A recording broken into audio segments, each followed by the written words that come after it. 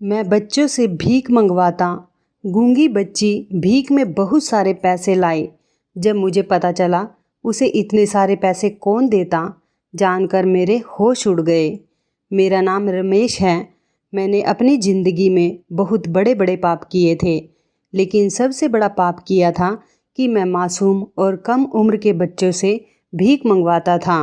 मुझे पता था मैं बहुत गलत काम करता हूँ, लेकिन मेरे पास कोई और काम नहीं था। इस काम में मेरी अच्छी भली कमाई हो जाती थी, काली कमाई हो जाती थी। एक दिन मैं रास्ते से गुजर रहा था। मुझे एक छोटी सी बच्ची वहाँ पर खड़ी हुई मिली। उसकी आंखों में आंसू थे, लेकिन ऐसा पहली बार नहीं हुआ था। मैं लगातार रोजाना एक हफ्ते से उस लड़की को वहाँ उस सड़क पर खड़े हुए देखता था। आज भी मैं उस लड़की को ही देख रहा था।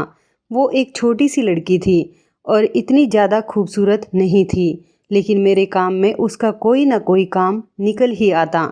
इसलिए मैंने उसे अपने पास बुलाया और उससे कहा कि तुम यहाँ रोज़ क्यों खड़ी होती हो। वो बच्ची कुछ नहीं बोली। फिर मैंने उससे कहा कि तुम्हारे माता पिता कहाँ हैं। तब भी उसने मुझे कोई जवाब नहीं दिया। मैंने उससे कहा तुम कहाँ से आई हो, तुम्हारा घर कहाँ पर है। लेकिन फिर भी वो लड़की कुछ नहीं बोली। वो सिर्फ चुप ही खड़ी रही। शायद वो गूंगी थी, कुछ बोल नहीं सकती थी। मैंने उससे कहा कि क्या तुम इस दुनिया में अकेली हो, तो उसने हाँ का इशारा करते हुए अपना सिर हिला दिया। शायद इस दुनिया में उसका अपना कोई नहीं था। तो मैं बहुत ज़्यादा खुश हो गया, क्योंकि मुझे ऐसे बच्चों की ही तलाश होती थी। मैं उसे अपने घर लेकर आया और उसे रात का खाना खिलाया। उसके बाद वो सुकून से सो गई। सुबह होते ही मैंने उससे कहा कि जल्दी उठो और अपने काम पर लगो। मुझे ऐसा लगा कि वो मुझे अजीब सी नज़रों से देख रही है, जैसे देख तो मेरी तरफ ही रही है, लेकिन सोच कुछ और रही है। लेकिन उसने मेरी बात का कोई जवाब नहीं दिया। इस बात से मुझे पक्का अंदाज़ा हो गया था कि वो बोल नहीं सकती, मगर मुझे उस पर कोई रहम नहीं आया। मैं भी तो उसको यहाँ बैठाकर नहीं पाल सकता था। मैंने कहा कि क्या मैं तुम्हें यहाँ मुफ्त की रोटियाँ तोड़ने के लिए लेकर आया हूँ, या मुझे कोई बच्चों को पालने का शौक़ है। मामूली सी बात है, अगर यहाँ खाना खाना है तो काम तो करना ही पड़ेगा। अगर अच्छे तरीके से काम करोगी तो तुम्हें ढेर सारे पैसे दूंगा और यहाँ रहने की जगह भी मिलेगी, साथ में खाना भी मिलेगा। लेकिन याद रखना, इसी तरह की शक्ल बनाकर बाहर जाना जिस तरह से मुझे देख रही हो। उसकी आंखों में हैरानी और चेहरे पर दुख था। मैंने बाकी के बच्चों को भी जगाया और कहने लगा कि सारे बच्चे उठो और काम पर लगो। दरअसल मैं छोटे बच्चों से भीख मंगवाने का काम किया करता था। मैं कोई बुरा आदमी नहीं था। उन लोगों को भी खाना खिलाता था, कपड़े भी लाकर देता था और त्योहारों पर घुमाने भी ले जाता था। वैसे भी अनाथ बच्चे थे जिनके आगे पीछे कोई भी नहीं था।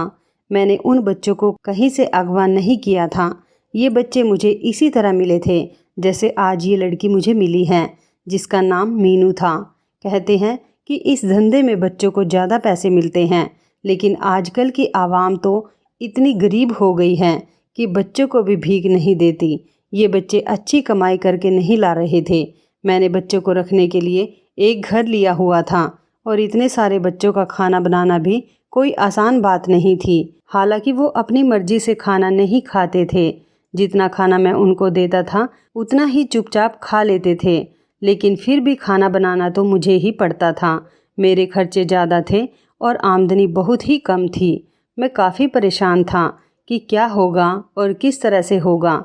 ऐसा लगता था कि यह धंधा छोड़ना पड़ेगा, लेकिन फिर मैं उन बच्चों को कहाँ लेकर जाता। क्या मैं उनको बेच देता? लेकिन मैं ऐसा भी नहीं करना चाहता था। मेरे सीने में भी दिल था। मेरे कोई बच्चे नहीं थे। ऐसा नहीं है कि मैं उन बच्चों को अपने बच्चे समझता था। अगर ऐसा होता तो उनसे इतना घटिया काम कभी नहीं करवाता। लेकिन जैसा भी था, बस यही मेरा कारोबार था और एक इंसान के लिए उसका कारोबार ही सब कुछ होता है। मैं शादी भी करना चाहता था, लेकिन कोई भी औरत किसी खाली इंसान से शादी नहीं कर सकती। आजकल की औरतों के भी बहुत खर्चे हैं। मैं काफ़ी परेशान बैठा था। बच्चे शाम को अपनी कमाई लाकर एक डिब्बे में डाल रहे थे। मुझे बार बार सिक्के गिरने की आवाज़ आ रही थी। मैं सोचता था आजकल सिक्कों से क्या होता है, किसी को भी नोट नहीं मिले थे। जब वो मीनू नाम की लड़की आगे बढ़ी और उसने अपना कटोरा डब्बे में उल्टा किया तो सिक्कों की भी आवाज़ नहीं आई। मैं दूर बैठा था और मैंने अपना सर पकड़ा हुआ था कि ये क्या हो गया। ये लड़की तो बिल्कुल ही खाली हाथ आई है, ये तो मेरा बहुत ही नुकसान करवा देगी। मैं उसके पास गया और जाकर कहने लगा, तू तो बिल्कुल ही निकम्मी निकली। तेरी शक्ल तो इतनी मासूम है कि हर कोई तुझे पैसे देने को तैयार हो जाए। कैसी भोली सी सूरत बनाई हुई है तूने, 1 रुपया भी नहीं लेकर आई। शर्म आनी चाहिए तुझे। बाकी बच्चों को देख, अगर तूने इसी तरह काम किया तो मैं तेरा खाना पीना सब कुछ बंद कर दूंगा, फिर पड़ी रहना एक तरफ को भूखी प्यासी। मैं बाकी बच्चों को भी इसी तरह से धमकी दिया करता था ताकि वह मेरी धमकियों में आकर डर जाए। जब मेरे पास ही खड़े एक बच्चे ने कहा, साहब जी आप इसे क्यों डांट रहे हैं, एक बार आप इसका डिब्बा तो देखिए, ये तो सबसे ज़्यादा पैसे लेकर आई है। मैं उस बच्चे की बात सुनकर हैरान रह गया और फ़ौरन ही आगे बढ़कर उसके डिब्बे की तरफ देखने लगा तो उसके अंदर नोट ही नोट भरे पड़े थे जो मीनू के डिब्बे से डाले गए थे। मैंने उसको हैरान होकर देखा और उससे कहा कि तू तो बड़ा अच्छा काम करके आई है। ये सब देखकर मैं काफ़ी खुश हुआ। खुशी की वजह से मैंने उसके सिर पर हाथ भी रखा, लेकिन वह मुझे देखकर मुस्कुराई तक नहीं। उसकी आंखों में अजीब तरीके की उदासी थी, वो बिल्कुल भी बोलती नहीं थी। ऐसा लगता था कि वो कुछ कहना चाहती है। वैसे तो वो थोड़ी बहुत इशारों इशारों में बातें कर लिया करती थी और बस फटी फटी आंखों से सबको देखती रहती थी। उसके गूंगेपन की वजह और उसकी मासूमियत देखकर ही तो मैं उसको अपने धंधे में लाना चाहता था। मैं सोचता था कि ऐसी रोनी सूरत को तो हर कोई पैसे दे देगा और शायद मेरा अंदाज़ा बिल्कुल ठीक था। मैंने बाकी के बच्चों को कहा कि ये भी तो वहीं पर गई थी जहाँ पर तुम लोग जाते हो, फिर ये इतने सारे पैसे कमाकर लेकर कैसे आई और तुम लोग सिर्फ सिक्के उठाकर आ गए। सारे के सारे बच्चे सर झुकाकर खड़े हो गए। 2-3 दिन इसी तरह गुजर गए। मीनू मेरे पास रोज़ ढेर सारे पैसे लेकर आती थी और मैं बाकी सब बच्चों को डांटता था कि वो इतने सारे पैसे लेकर आती है तो तुम लोगों को कोई पैसे क्यों नहीं देता।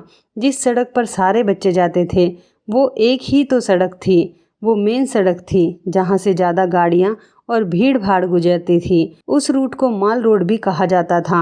उस रोड पर ज़्यादातर अमीर लोग गुजरा करते थे, इसलिए ज़्यादा पैसे दिया करते थे। तब मुझे एक बच्चे ने कहा कि ये तो कहीं पर भी भीख नहीं मांगती हैं, ये तो हमारे साथ जाती हैं और उसके बाद पता नहीं कहाँ गायब हो जाती हैं। हमें नहीं पता होता कि यह कहाँ जाती हैं और जब हमारे वापस आने का वक्त हो जाता है तो ये अचानक से ही वापस आ जाती हैं और इसके पास ढेर सारे पैसे भी होते हैं। मैं ये सुनकर हैरान रह गया। मैंने कहा कि ऐसा कैसे हो सकता है, अगर वो भीख नहीं मांगती तो इतने सारे पैसे कहाँ से लेकर आती हैं? क्या अपने घर वालों के पास जाती है, उनसे लेकर आती हैं? लेकिन जाहिर है कि उसका इस दुनिया में कोई नहीं था, मगर जिस हालत में मुझे वो मिली थी उससे तो यही जाहिर हो रहा था कि वो अनाथ है। और जब मैंने उससे पूछा था कि तुम्हारे माँ बाप हैं, तब भी उसने मुझे इशारे से मना करते हुए ही बताया था कि उसका कोई नहीं है, बिल्कुल अकेली है। मुझे उस बच्चे की बात पर बिल्कुल भी यकीन नहीं आया। मैंने सोचा कि वो झूठ बोल रहा है, शायद ऐसा इसलिए कह रहा है क्योंकि वो मीनू जितने पैसे नहीं कमा पाता। लेकिन बात तो वाकई अजीब थी, वो बाकी बच्चों से ज़्यादा पैसे लेकर आती थी। एक दिन मैंने उससे कहा कि तुम कहाँ जाती हो, तो उसने जवाब नहीं दिया। मैंने उससे कहा कि जहाँ पर बाकी सब बच्चे जाते हैं तुम भी वहीं पर जाती हो ना, या फिर कहीं और जाती हो। उसने बस इस बात के जवाब में नहीं में सिर हिलाते हुए कहा। इसका मतलब था कि वो भी वहीं जाती थी जहाँ बाकी सारे बच्चे जाते थे। मुझे तो ऐसा लगता था ये बच्ची बोल ही नहीं पाती है, शायद इसलिए ज़्यादा पैसे मिलते हैं। लेकिन फिर मैंने उसे दूसरे बच्चों के साथ खेलते हुए देखा। वो सुन तो सकती थी और इशारों में बातें भी कर सकती थी। इसका मतलब है कि वो गूंगी है, लेकिन दूसरों को इशारे से अपनी बातें समझा सकती है। उसको आए हुए 1 हफ्ता होने वाला था और वो सबसे ज़्यादा पैसे लेकर आ रही थी। इतने पैसे तो आजकल कोई भी बच्चा लेकर नहीं आता था, इसलिए मैं काफ़ी ज़्यादा हैरान हो गया था और सोचने लगा कि इसका पीछा करना चाहिए। पता तो चले कि ये आखिर करती क्या है। मेरे दिमाग में काफ़ी सारी बातें आ रही थी। ऐसी ऐसी बातें भी आ रही थी जो शायद मुझे नहीं सोचनी चाहिए थी, लेकिन मैं क्या कर सकता था। हमारी दुनिया तो ऐसी ही है और मैंने इससे ज़्यादा बुरी कहानियाँ सुनी और देखी भी थी। इसलिए मैं सोच रहा था और दूसरे तरीके से ही सोच रहा था। मैं अगले दिन ही उसके पीछे जाने की प्लानिंग बना रहा था और जब मैंने उसके पीछे जाने की कोशिश की तो अचानक से सामने मकान मालिक ने आकर मुझे रोक लिया और उसने कहा कि तुमने 3 महीने का किराया नहीं दिया है। एक तो तुम इस तरह का काम करते हो, ऊपर से किराए में भी देरी कर देते हो। अगर मैंने पुलिस को बता दिया कि यहाँ पर ये सब कुछ हो रहा है तो फिर सोच लो कि तुम्हारी क्या हालत होगी। ये बात सच है कि तुमने इन बच्चों को अगवा नहीं किया, लेकिन अगर पुलिस को बता दिया जाए कि तुम बच्चों को अगवा करते हो तो पता नहीं कितने साल तुम्हें जेल की चक्की पीसते पीसते हो जाए। और वैसे भी पुलिस को कौन यकीन दिलाएगा कि तुम बच्चों को अगवा नहीं करते। पुलिस तो तुम्हारे ऊपर बच्चे अगवा करने का ही केस डालेगी। मैं हैरान था कि आजकल हर इंसान अपनी जगह पर शैतान बना हुआ है। अब मैं उस मकान मालिक से क्या कह सकता था। मैंने उसे कहा कि ठीक है, मेरी जेब में जितने पैसे थे मैंने उसको सारे दे दिए और कहा कि बाकी के पैसे भी दे दूंगा, लेकिन दोबारा इस तरह की धमकी मत देना। जब उसके हाथ में पैसे थमाए तो उसका तो अंदाज ही बदल गया।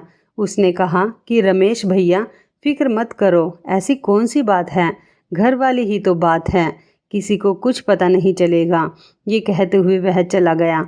मैं मीनू के पीछे जाना चाह रहा था लेकिन जा नहीं पाया और रात को कुछ ऐसा हुआ कि मैं हैरान ही रह गया। जब उसने अपने डिब्बे को उल्टा किया तो उसके अंदर 500-500 के काफ़ी सारे नोट थे। मैं तो हैरान रह गया। हैरानी इस बात की थी कि किसी भी बच्चे को इतने पैसे नहीं मिले थे जितने मीनू लेकर आई थी।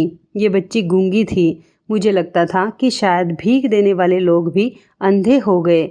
मैंने उससे कहा कि इतने सारे पैसे तुम्हें कहाँ से मिले और किसने दिए। वो चुपचाप खड़ी हुई मेरी बातें सुनती रही। मैंने दोबारा उससे पूछा कि इतने सारे पैसे तुम्हें किसने दिए, कौन देता है तुम्हें इतने सारे पैसे। मैंने उसके हाथ में वो सारे पैसे रखे और कहा कि क्या तुम्हें पता है ये पैसे तुम्हें किसने दिए। उसने इशारे से गर्दन हिलाते हुए कहा नहीं, कि जैसे उसे कुछ पता ही नहीं था कि ये पैसे उसे कैसे मिले। वो डरी सहमी हुई वहीं खड़ी रही और उसने वो सारे पैसे वापस ही डिब्बे में डाल दिए। मैंने कहा कि ऐसा भी क्या करती हो और कहाँ जाती हो। अगर ऐसी कोई जगह है जहाँ पर लोग ज़्यादा पैसे देते हैं तो बाकी बच्चों को भी वहाँ पर लेकर जाओ। मैंने अपनी तसल्ली के लिए फिर उससे दोबारा पूछा कि तुम कहाँ जाती हो, जहाँ ये बच्चे जाते हैं वहीं जाती हो ना। उसने इशारे से सर हिलाते हुए कहा हाँ। उसका मतलब था कि वो उन्हीं बच्चों के साथ जाती है। लेकिन जिस बच्चे ने मुझे उसकी खबर बताई थी वो तो अभी भी ना में सिर हिला रहा था। मैंने उस बच्चे को अकेले में ले जाकर पूछा तो उसने मुझे बताया कि ये झूठ बोल रही है, ये कहीं और जाती है, वहाँ से इतने सारे पैसे लेकर आती है और हमें नहीं पता कि यह कहाँ जाती है। मुझे भी यही लगता था कि मीनू झूठ बोल रही है। अब इसका एक ही तरीका था कि इसका पीछा किया जाए और अभी तो मैं इस बात पर खुश था कि मीनू ने 500 के नोट के अलावा आज टोटल 25,000 रुपये कमाए थे। जो पैसे मैंने मकान मालिक को दिए थे, यूँ समझो कि वो भी मेरे पास आ गए थे और कुछ पैसे बच भी गए थे। ये लड़की तो बड़े काम की थी, जो भी कर रही थी पर बहुत ज़्यादा पैसे कमा कर लेकर आ रही थी। लेकिन मुझे उसके बारे में जानना भी ज़रूरी था ताकि मुझे पता तो हो कि ये कौन सा काम कर रही है। अगले दिन मैंने उसका पीछा करने का इरादा कर लिया। वो सारे बच्चों के साथ ही निकली थी लेकिन अचानक से गायब हो गई थी। मैं भी उसका पीछा करने लगा। मैंने उसको पता नहीं लगने दिया कि मैं भी उसके पीछे हूँ। वो बस चलते ही जा रही थी। ऐसा लगता था जैसे उसे सारे रास्ते याद हों और वो इतनी छोटी सी बच्ची बिल्कुल भी गलत रास्ते पर नहीं जा रही थी। वहाँ से वो एक खुले हुए इलाके में चली गई जहाँ आसपास 2-3 घर थे। कुछ घरों की बैक साइड थी और कुछ घरों के मेन दरवाजे भी थे। यहाँ पर एक पेड़ भी लगा हुआ था। ये एक छोटा सा पार्क था लेकिन इस जगह पर कोई आता जाता नहीं था क्योंकि यहाँ के हालात बहुत ही ख़राब थे। वो जाकर उस पेड़ के नीचे बैठ गई और उसने ऐसे ऐसे करतब दिखाने शुरू कर दिए कि थोड़ी देर बाद ही लोग उसको पैसे देने लगे। मैं वहाँ खड़ा हुआ दूर से ही सब कुछ देख रहा था। लोग खुद ही उसकी तरफ आ रहे थे और उसको पैसे दे रहे थे। वो आखिर क्या कर रही थी, मुझे कुछ भी समझ में नहीं आ रहा था। कभी नाचती, कभी कोई करतब दिखाती। वो क्या कर रही थी ये सब मेरी समझ से बाहर था, लेकिन लोग फिर भी खुश होकर उसे पैसे दे देकर जा रहे थे। इतनी मासूमियत से वो ये सब कुछ कर रही थी कि लोग उस पर फिदा होकर उसे पैसे देकर जा रहे थे। शायद जो हुनर उसके अंदर था वो बाकी बच्चों के अंदर नहीं था, इसलिए वह और बच्चों से ज़्यादा पैसे कमाती थी। मुझे समझ नहीं आ रहा था कि वो कौन सा नाच नाच रही थी और कौन से करतब दिखा रही है। मैं समझने की कोशिश कर रहा था और उसको ध्यान से देख रहा था ताकि मैं भी उससे ये सारी चीज़ें सीख जाऊं। वो कुछ बोल नहीं रही थी, बस आंखें बंद करके जो उसके दिल में आ रहा था किए जा रही थी। उसके ये कारनामे देखकर जो भी वहाँ पर आ रहा था खुशी से खिलखिला उठा और सभी उस पर मेहरबान होने के लिए तैयार हो जाते। वहाँ पर बहुत सारी भीड़ लग चुकी थी। लोग आते और उसके डिब्बे में ढेर सारे पैसे डालकर चले जाते। फिलहाल ये लड़की जो कुछ भी कर रही थी, मैंने सोचा कि ये सब मैं भी करता हूँ और बाकी के बच्चों को भी यही सिखाऊंगा ताकि वो भी इसी तरह ढेर सारे पैसे लाने लगे। उसके बाद वो थक गई तो थोड़ी देर बाद उसने अपने डिब्बे को सीने से लगाया और उसी पेड़ के नीचे लेटकर सो गए। अब मुझे पता चला कि ये क्या कर रही थी। जाहिर है जब उसके सारे पैसे बन गए थे तो उसे और ज़्यादा काम करने की क्या ज़रूरत थी, जबकि बाकी बच्चे तो सुबह 9 बजे से लेकर रात को 10 बजे तक काम किया करते थे। लेकिन इसका काम तो पूरा हो गया, तो इसलिए ये महारानी यहाँ पेड़ के नीचे लेटकर आराम करने लगी। मैंने अपने दिमाग में सारी बात बैठा ली थी कि उसने क्या क्या किया, क्योंकि यही सब मुझे भी आजमाना था।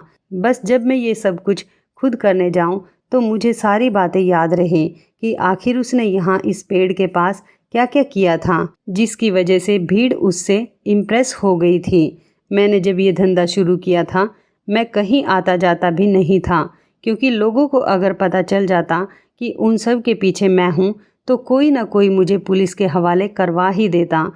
अभी भी इस दुनिया में काफ़ी सारे लोग मौजूद हैं जो मुझसे कहते हैं कि तुम बहुत बुरा काम कर रहे हो, छोटे छोटे मासूम बच्चों से भीख मंगवा कर उनकी कमाई खाते हो। हाँ ठीक है, करता था मैं बुरे काम, लेकिन मैं और क्या करता।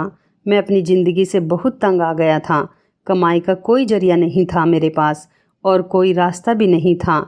मैं भी एक अच्छा इंसान बनना चाहता था, लेकिन बन नहीं सका, क्योंकि जब मेरे पेपर्स हो रहे थे तो मैंने अपने टीचर्स को ही उसकी गलती बताई। मेरी टीचर नकल मारने पर एक बच्चे को बुरी तरह मार रही थी। मैंने कहा कि आप गलत कह रहे हैं, आप उस बच्चे को जानवरों की तरह मार रहे हैं, ये गलत बात है। और बच्चों से गलतियां तो होती रहती हैं, लेकिन इसका यह मतलब नहीं कि आप उसे इस तरह जानवरों की तरह पीटे। लेकिन वो टीचर तो मेरे पीछे ही पड़ गया, उसने मुझे फेल कर दिया। मैंने दोबारा से पढ़ने की कोशिश की, लेकिन उस टीचर ने मुझे फिर से फेल करवाने में कोई कसर नहीं छोड़ी। इस तरह मेरी ज़िंदगी बर्बाद हो गई। मेरे माँ बाप तो बचपन में ही मुझे छोड़कर चले गए थे। मेरा कोई अपना रिश्तेदार भी नहीं था जो मुझे अपने पास रख लेता। मैं बचपन से ही अकेला हो गया था, किसी ने मुझे कोई सहारा नहीं दिया। कभी मैं भी बच्चों को देखकर कहा करता था कि इतने हट्टे कट्टे होकर भीख मांगते हो, पता नहीं इसके पीछे कौन है जो इनसे भीख मंगवाता है। और आज मैं भी उनके पीछे खड़ा हुआ एक बुरा आदमी था, लेकिन मुझे अपने किए पर कोई पछतावा नहीं था, क्योंकि मुझे भी तो जिंदा रहना था, वरना मैं भूखा मर जाता। मुझे शादी करने का बहुत ज़्यादा शौक़ था, लेकिन मैं चाहता था अपना घर बना लूँ, थोड़ा बहुत पैसा कमा लूँ ताकि अपनी बीवी को खुश रख सकूँ, क्योंकि ये बात तो कोई भी जानता है कि औरत को खुश रखने के लिए पैसों की ज़रूरत होती है, और आजकल की लड़कियों को तो पैसों की ही ज़रूरत होती है। वो कहती हैं कि हमारे सारे काम पूरे हों, हमारी ज़रूरत की सारी चीज़ें हमें वक्त पर दी जाएं, कपड़े जूते वगैरह। अगर आप उनको ज़रूरत की चीज़ें नहीं देते तो उनका घर नर्क बन जाता है। औरतों के साथ खुश तो तभी रहा जा सकता है जब हम भी औरत को खुश रखें, और इन सब के लिए मुझे पैसे चाहिए थे। मैंने कुछ पैसे जमा भी कर रखे थे। मेरा एक और दोस्त भी था, वो भी इसी काम से जुड़ा हुआ था जो काम मैं करता था। उसने कहा कि जब तुम्हें इन बच्चों की ज़रूरत नहीं हो और तुम कोई और काम करना चाहो तो ये बच्चे मुझे दे देना। उसके पास मेरे से भी ज़्यादा बच्चे थे, लेकिन वो बड़ा ही जालिम था। उन बच्चों पर बहुत जुल्म करता था, उन पर हाथ भी उठाता था, उनको ज़्यादा अच्छा खाना भी नहीं देता था और उसने घर में काफ़ी पाबंदियाँ लगा रखी थी। वो तो रात में भी उनसे काम करवाया करता था। मैंने भी सोचा था कि मैं कोई और काम शुरू कर दूंगा और ये बच्चे उसको दे दूंगा। मुझे बच्चों के बदले में अच्छी खासी रकम मिल जाएगी। ये सब तो मेरे फ्यूचर के प्लान थे, लेकिन अभी मेरे दिमाग में उसी बच्ची के कारनामे ही घूम रहे थे।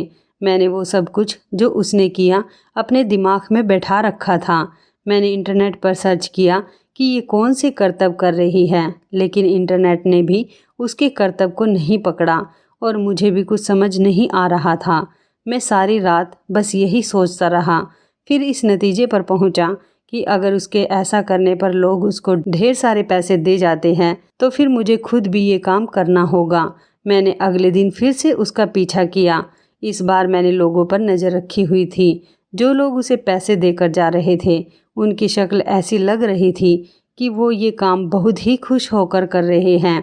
उनको उसे पैसे देने में कोई भी दिक्कत नहीं थी।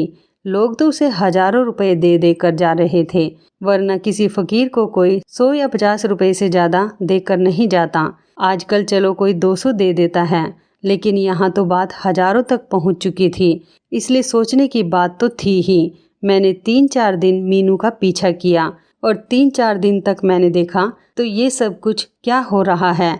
मैं घर से इतनी बार नहीं निकलता था, लेकिन मुझे रिस्क लेना ही पड़ा क्योंकि मुझे पता करना था कि आखिर चल क्या रहा है। एक दिन मैंने उससे कहा कि आज तुम काम पर नहीं जाओगी। ये बात सुनकर वो थोड़ी परेशान हो गई और उसकी आंखों में आंसू आ गए और बाकी बच्चे जाने लगे, लेकिन वो भी मेरे मना करने पर उन बच्चों के पीछे पीछे चलने लगी। मैंने उसको जाते हुए रोक लिया कि मैंने तुमसे मना किया था ना, आज तुम काम पर नहीं जाओगी तो फिर इन बच्चों के पीछे क्यों जा रही हो। शायद वो उन बच्चों के पीछे जाना चाहती थी। मैंने कहा आज तुम आराम करो, अपने घर में ही बैठो। बाकी सारे बच्चे जा चुके थे। वो बड़ी बेचैन थी, बार बार दरवाजे की तरफ देख रही थी। उसका मन कर रहा था कि वो भी उनके पीछे चली जाए। काफ़ी देर तक तो वो दरवाजे पर ही खड़ी रही। मैंने उससे कहा अभी तक तुम अंदर नहीं गई हो, तुम्हें तो खुश होना चाहिए। आज तुम्हें काम नहीं करना पड़ेगा, बस तुम घर के काम करना, घर को साफ रखना। खाना तो वैसे भी नौकरानी बनाती है, तुम बस आराम करना। मैंने खाना बनाने के लिए एक औरत भी रखी हुई थी जो खाना बनाती थी, क्योंकि बच्चों से खाना नहीं बनता था। मेरे पास ज़्यादातर कम उम्र के बच्चे ही थे। वो मुझे फिर से हैरानी से देखने लगी और दरवाजे की तरफ इशारा करने लगी। उसका मतलब था कि क्या वो चली जाए। मैंने उसे गुस्से से देखा और खूब डांट लगाई कि तुम्हें समझ नहीं आता है, तुम्हें नहीं पता यहाँ पर किसकी हुकूमत चलती है। यहाँ मेरी मर्जी के बिना कोई एक कदम भी घर के अंदर नहीं रख सकता और ना ही घर के बाहर। जैसा मैं चाहूँ यहाँ वैसा ही होता है, लेकिन तुम्हें तो किसी बात की समझ नहीं आ रही। मैं तुम्हें बहुत प्यार से समझा रहा हूँ, चुपचाप अंदर चली जाओ। मैंने कह दिया ना कि तुम आज काम पर नहीं जाओगी। वो मेरी बातों से काफ़ी डर गई थी। मैंने उसके हाथ से उसका डब्बा लेने की कोशिश की, लेकिन वो अपना डब्बा मुझे नहीं दे रही थी। मैंने उस पर फिर डांट लगाई, अगर मेरी बात नहीं मानी तो तुम्हें सज़ा मिलेगी। आज खाने को भी कुछ नहीं मिलेगा, कमरे में बंद करके चला जाऊंगा। इस बात के बाद ही वो बहुत डर गई और उसने अपना डब्बा मुझे दे दिया और फिर मैं घर से बाहर आ गया। जहाँ पर वो जाया करती थी वहाँ जाने लगा। मैं रास्ते में सोचता हुआ जा रहा था कि वो मुझे अपना डब्बा नहीं दे रही थी और उसका मन भी बहुत था कि वो आज भी काम पर जाए। देखने में तो बहुत मासूम लगती है, लेकिन उसके अंदर अकल जरूर से ज़्यादा है। वैसे भी वो जो काम करती थी उसके पीछे अकल का ही काम था, वरना बाकी बच्चे तो इस तरह का कुछ भी नहीं किया करते थे। मैंने फिर से वो सब याद करने की कोशिश की जो वो किया करती थी, ताकि मैं वहाँ जाकर भूल ना जाऊँ। मैं भी उसी जगह जा रहा था जहाँ पर मीनू जाकर बैठा करती थी। आज मैं भी ढेर सारे पैसे कमा कर लाऊंगा और अमीर बन जाऊंगा। इन पैसों से मेरे काफ़ी सारे काम हल हो जाएंगे। मैं उस जगह पर जाकर बैठ गया जहाँ पर मीनू बैठी थी। पेड़ के नीचे पहले तो आसपास कोई भी नज़र नहीं आ रहा था। फिर मैं अचानक ही खड़ा हो गया और मैंने वो काम करना शुरू कर दिया जो मीनू किया करती थी। मुझे अपने चेहरे पर थोड़ी मासूमियत भी लानी थी, क्योंकि मीनू अपने चेहरे पर बहुत मासूमियत रखती है। अब मैं अपना काम शुरू करने जा रहा था। मैंने इसी तरह अपने हाथ पैर हिलाने शुरू कर दिए, जिस तरह मीनू हिलाया करती थी, और अपनी आंखें बंद कर ली। मैं तो ऐसे ही नाच रहा था जैसे मीनू नाचा करती थी। मैंने अपना डिब्बा ज़मीन पर रख दिया था ताकि लोग आए और उसमें पैसे डालकर चले जाएं, और मैं लगातार अपने काम में खो गया था। अचानक ही मुझे अपने आसपास कुछ हलचल नज़र आई, लेकिन मैंने अपनी आंखें नहीं खोली, क्योंकि मीनू भी अपनी आंखें नहीं खोलती थी। मुझे ऐसा लगने लगा जैसे मेरे डिब्बे में लोग पैसे डालने लगे हैं। मैं मन ही मन खुश हो रहा था और मैं समझ गया कि लोग पैसे डालने लग गए हैं। मेरे दिल में बस यही था कि मैं भी यहाँ रोज़ ऐसे ही आया करूँगा और खूब सारे पैसे लेकर चला जाया करूँगा, ताकि मेरे पास खूब सारे पैसे जमा हो जाएं और बाकी सारे बच्चों को भी यही काम सिखाऊंगा। वो भी यह काम करेंगे। ऐसे ही कुछ दिनों बाद मैं करोड़पति बन जाऊंगा। मेरे दिल में तो लड्डू फूट रहे थे और यही सब कुछ चल रहा था। लेकिन अचानक से मुझे ऐसा महसूस हुआ कि जैसे बहुत सारे लोग मेरे आसपास खड़े हैं, लेकिन पैसे डालकर तो उनको वहाँ से वापस चले जाना चाहिए था। वो यहाँ पर क्या कर रहे थे? फिर मैं रुक गया। जैसे ही मैंने आंखें खोली, उन्होंने मुझे दबोच लिया। वो कोई और नहीं बल्कि पुलिस वाले थे। उन्होंने कहा कि बड़ी मुश्किल से तुम्हें पकड़ा है। आज तो तुम अपने बिल से बाहर निकल कर आए हो, वरना तो तुम कभी भी बाहर नहीं निकलते थे। और आज तो तुम हो भी अकेले। तुम्हारे साथ तुम्हारा कोई साथी भी नहीं है। चलो अब हमारे साथ। मैं बुरी तरह घबरा गया और वो मुझे पुलिस स्टेशन ले गए। वहाँ पर जाकर मुझे ऐसी बात के बारे में पता चला कि मैं हैरान रह गया। मेरे तो पैरों तले ज़मीन ही निकल गई थी। दरअसल ये मीनू उन्हीं की छोड़ी हुई जासूस थी। वो गूंगी बिल्कुल भी नहीं थी। वो सब कुछ बोल सकती थी। वो तो मुझे पकड़वाने के लिए उन्होंने ये दाना डाला था, और वो खुद ही उसे पैसे दिया करते थे। जो भी लोग मीनू को रोज़ पैसे दिया करते थे, वो सब लोग पुलिस के साथ मिले हुए थे। मुझे पकड़ने के लिए ये पूरा प्लान बनाया गया था। उन्होंने मेरी शिकायत लगा दी कि मैं बच्चों से ये सब काम करवा रहा हूँ, और ये बच्ची मुझे घेरने के लिए भेजी गई थी, क्योंकि जैसे मैंने बताया, मैं अपने घर से बाहर कभी नहीं निकलता था, और अगर निकलता भी था तो इस तरह से कोई मुझे पहचान नहीं पाता था। लेकिन इस सब में मैं लालच में आ गया था और अपने घर से बाहर निकल आया, और वो भी अकेला। और मेरी बेवकूफ़ी ये थी कि मैं उस जगह पर बैठ गया जहाँ पर वो लोग मुझे बैठाना चाहते थे, क्योंकि यहाँ पर कई सीसीटीवी कैमरे भी लगे हुए थे और पुलिस स्टेशन की बैक साइड भी थी। लेकिन मैं पहचान नहीं पाया था। मेरी आंखों के आगे जो लालच की पट्टी बंध गई थी, इसलिए मैं बुरी तरह से फंस चुका था। वो लड़की गूंगी नहीं थी, वो सब कुछ बोल सकती थी। मुझे उस टाइम समझ जाना चाहिए था, जब वो इतनी दूर यहाँ अकेली ही आ जाया करती थी। वो लड़की बहुत चालाक थी, लेकिन उसकी मासूमियत की वजह से मैं कभी उसकी चालाकी का अंदाज़ा नहीं लगा पाया। मैंने सोचा था कि शायद वो यहाँ रोज़ आती जाती है, इसलिए उसको रास्ता याद हो गया होगा। लेकिन अब वो लड़की मेरे सामने खड़े होकर मुस्कुरा रही थी। पुलिस ने सारे बच्चों को अपनी हिरासत में ले लिया और उन बच्चों को उनके माँ बाप से मिलवाने की कोशिश शुरू हो चुकी थी, क्योंकि मैंने झूठ बोला था कि वो बच्चे मुझे सड़कों पर मिले थे। ऐसा बिल्कुल भी नहीं था। बस मुझे 1-2 बच्चे ही सड़क पर मिले थे। बाकी सारे बच्चे मैंने अगवा किए थे और कुछ बच्चे मैंने इधर उधर से खरीदे थे। मैं बुरा इंसान था और मेरे साथ बुरा ही हुआ। मुझे पुलिस पकड़ कर ले गई और बच्चों का बयान भी रिकॉर्ड कर लिया गया। अब मेरे साथ क्या होने वाला था ये तो मैं भी नहीं जानता था, लेकिन कुछ अच्छा होने वाला तो नहीं था। मेरे साथ इन कामों में जितने भी लोग शामिल थे, जितने भी मेरे दोस्त थे, उन सभी को भी गिरफ्तार कर लिया गया था और उनके पास से भी बच्चे पुलिस ने अपनी हिरासत में ले लिए। पता चला कि वो लड़की जो कारनामे करती थी, असल में वो तो कुछ भी नहीं थे। वो लड़की उल्टा सीधा डांस किया करती थी, जिसकी वजह से मैं सोचता था कि लोग इसको इम्प्रेस होकर पैसे दे जाते हैं, लेकिन असल बात तो ये थी कि वो लड़की कुछ भी नहीं करती थी। सिर्फ मुझे बेवकूफ़ बनाने के लिए ये सब एक प्लान का हिस्सा था। ये सब कुछ मुझे बेवकूफ़ और पागल बनाने के लिए किया गया था, ताकि मैं उन लोगों की पकड़ में आ सकूं, और मैं लालच में आकर उनकी इस चाल में फंस गया था। ये पता चला कि वो लड़की कोई और नहीं बल्कि एक पुलिस वाले की ही बेटी है। मेरा तो दिमाग ही घूम गया था। इस पुलिस वाले ने अपनी बेटी को इतना बहादुर बनाया था कि बचपन में ही उसे ऐसा काम करने के लिए भेज दिया। उसने ये भी नहीं सोचा कि उसकी बेटी की जान को खतरा भी हो सकता है। वो पुलिस वाला खुद भी एक बहादुर इंसान था, लेकिन आज उसकी लड़की की वजह से तो इतने सारे बच्चे अपने माँ बाप से मिल गए थे। मुझे अपनी गलती का एहसास हो गया था। मैंने जेल में काफ़ी वक्त गुजारा। फिर मैंने माफ़ी की अपील की और कहा कि मैं दोबारा ये काम कभी नहीं करूँगा।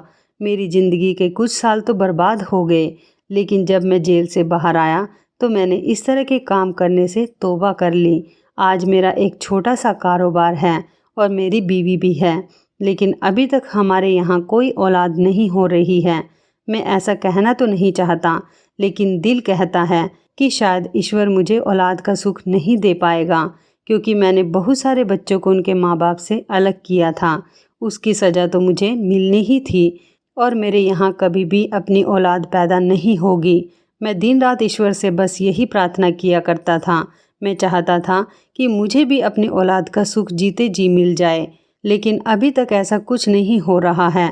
हम समझते हैं कि हम चुपचाप पाप कर लेंगे और हमें सज़ा भी नहीं मिलेगी, मगर ऐसा कुछ भी नहीं है। कुछ लोग तो ये भी कहते हैं कि सज़ा अगले जन्म में मिलेगी, तो वहीं जाकर देखा जाएगा, लेकिन यह नहीं समझते कि कुछ गुनाहों की सज़ा हमें इसी दुनिया में मिलती है और बहुत ही बुरी मिलती है। मेरे साथ भी यही सब कुछ हुआ है। मैं अब एक बहुत अच्छा और एक ईमानदार इंसान बन गया हूँ और नफ़रत करने लगा हूँ उन लोगों से जो बेचारे छोटे मासूम बच्चों से भीख मंगवाते हैं।